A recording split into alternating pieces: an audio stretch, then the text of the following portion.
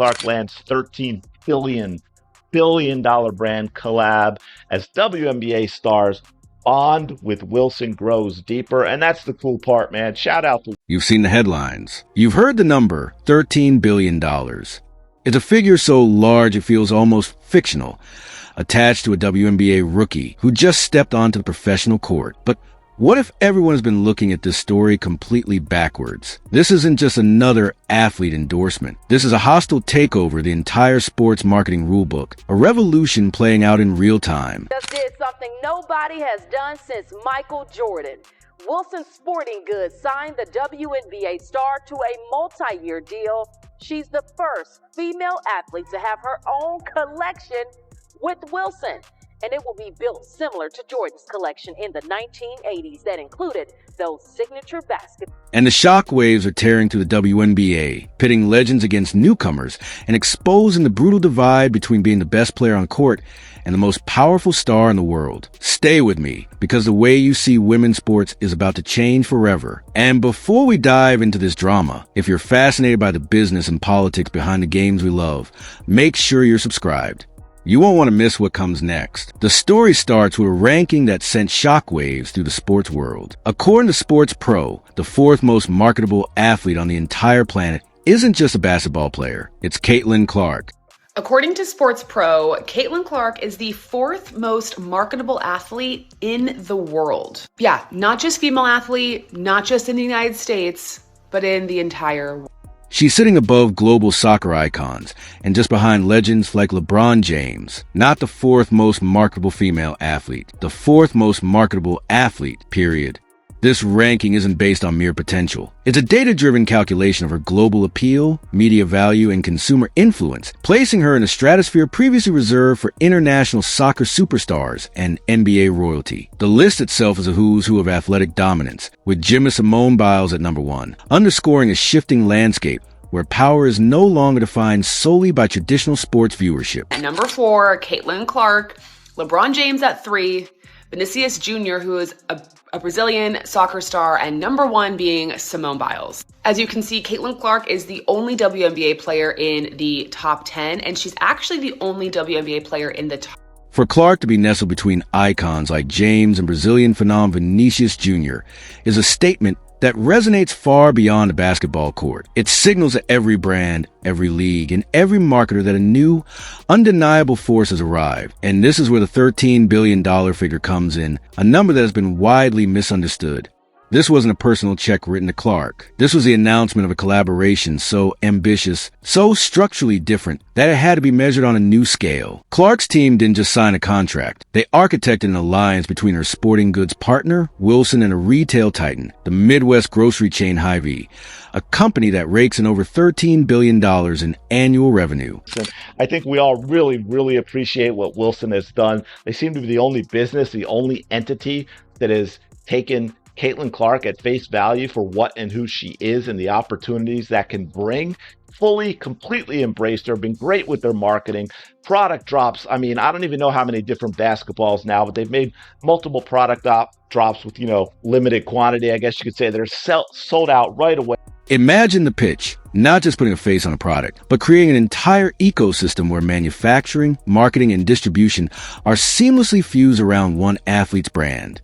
This partnership is built to move product, to dominate shelves, and to fundamentally rewire how big business interacts with women's sports. It bypasses the old, slow models and creates a direct pipeline to consumer, leveraging Hy-Vee's massive physical footprint across the American heartland, where Clark's fandom is most fervent. Here, they just had this go, and this is the Hy-Vee Instagram account. Again, Wilson, Caitlin Clark, really smart, very cool video, lots of smart. This is a case study in modern brand building, and it's being written in real time. And the reaction from some of her WNBA peers? Let's just say it hasn't all been a celebration, hinting at underlying tensions between meritocracy and market forces that we will soon explore. While the media was still trying to wrap its head around the numbers, one company was already counting its profits. Wilson Sporting Goods saw the Caitlin Clark phenomenon coming from a mile away, and they made a decision that nobody had dared to make in over 40 years. They signed Clark to a multi-year deal that wasn't just an endorsement, it was an anointing. She became only the second athlete in Wilson's long, storied history to receive her own signature line of basketballs. The first was Michael Jordan. To have a signature basketball with Wilson other than Michael freaking Jordan. Wilson's head of global partnership said, "We haven't done a deal of this magnitude since we did one with Michael Jordan 30 to 40. Let that sink in. Since his airness himself, no one, not LeBron, not Kobe, not Curry, had been given that honor. Until a 22-year-old from Iowa, this decision speaks volumes about Wilson's foresight. While other companies were likely still analyzing Nielsen ratings, Wilson recognized that Clark's value wasn't just in her deep-range shooting, but in her ability to capture the national imagination. They saw the sold-out college arenas, the historic TV ratings for women's college basketball, and the way her name trended on social media not just during games, but every time she stepped on the court. They were betting on cultural impact, not just championships. Hy-Vee has announced an exclusive, yeah, that's right, an exclusive drop of Caitlin Clark's Dreamer and Tribute Wilson basketballs. Very, very cool. Big deal. Good job, Wilson. You know, they probably went and put this together. I mean, maybe Hy-Vee contacted Caitlin Clark first, but, you know, this is probably something. And it was a bet that paid off almost instantaneously. When Wilson dropped the first limited run Caitlin Clark basketball, they didn't just sell well. Tens of thousands of units vanished from virtual shelves in under 40 minutes. A second drop, another instant sellout. This wasn't just marketing. It was a feeding frenzy, proving a single, undeniable fact that would become the core of this entire drama. Caitlin Clark moves merchandise, period. I can name an athlete in recent memory that is sold at this level. And there's the key, folks. Caitlin Clark moves products. Caitlin Clark moves merchandise. And here's what I was talking about too. They mentioned it here. Where in September, Wilson dropped the first Clark-inspired basketball. It sold out in under 40 minutes. Tens of thousands of basketballs snapped up almost instantly. The companies at a global partnerships publicly stated they hadn't done a deal of this magnitude since Jordan, drawing a direct line between two athletes who transcended their sport. This validation isn't just a nice headline. It's a permanent reshaping of Wilson's brand identity, aligning them with a generational talent at the precise moment she was changing the game. But Wilson wasn't done. They were building an empire, and they needed a distribution powerhouse. This is where the true genius of the $13 billion collaboration clicked into place. Hy-Vee, the grocery behemoth, came on board not just as a sponsor, but as a full partner. This isn't a typical supermarket chain. It's a community pillar throughout the Midwest with a cult-like customer loyalty and a reputation for savvy marketing, often partnering with local sports teams and celebrities. Collaboration with supermarket chain Hy-Vee. They rake in more than $13 billion annually. Huge company, just in time. Their involvement signaled a move beyond traditional sporting goods stores, placing Clark's brand directly in the path of everyday consumers, from families doing their weekly shopping to casual fans drawn in by the hype. Together with Wilson, they announced exclusive limited edition drops of Clark's Dreamer and Tribute basketballs, available only through their channels. This was a vertical stack, the manufacturer and the mega retailer uniting behind a single athlete. Partnerships she's already built. From basketballs flying off shelves to multi-million-dollar endorsements, CC is at the forefront. This strategy eliminates middlemen and creates a sense of urgency and exclusivity that fuels the sales frenzy. And they added a layer of pure PR brilliance. A donation of $35,690 to the Caitlin Clark Foundation, a number mirroring the record-breaking 3,569 points she scored in college. V says it's making a donation to the Caitlin Clark Foundation in honor of her record. $35,690 will be donated. In Clark's basketball career, she's scored 3,569 points to beat the. This was storytelling. This was brand building. This was a masterclass in making every single move count, creating a tidal wave of positive press and consumer demand. It showed a deep understanding of Clark's narrative and her connection with her fans, a connection that transcends traditional sports fandom. The balls themselves are not just equipment. They are collectibles, artifact of a historic career still in its ascent. The Dreamer model represents her Iowa days and the dreams she chased, while the Tribute honors her legacy, a powerful statement for a player so young, suggesting her impact is already legendary. And then there was Nike. The swoosh, the global giant that signed Clark to a massive $28 million deal, a figure that made headlines everywhere. You would expect the full force of the Nike marketing machine to be unleashed, right? Billboards, primetime commercials, a signature shoe launch time to her WNBA debut.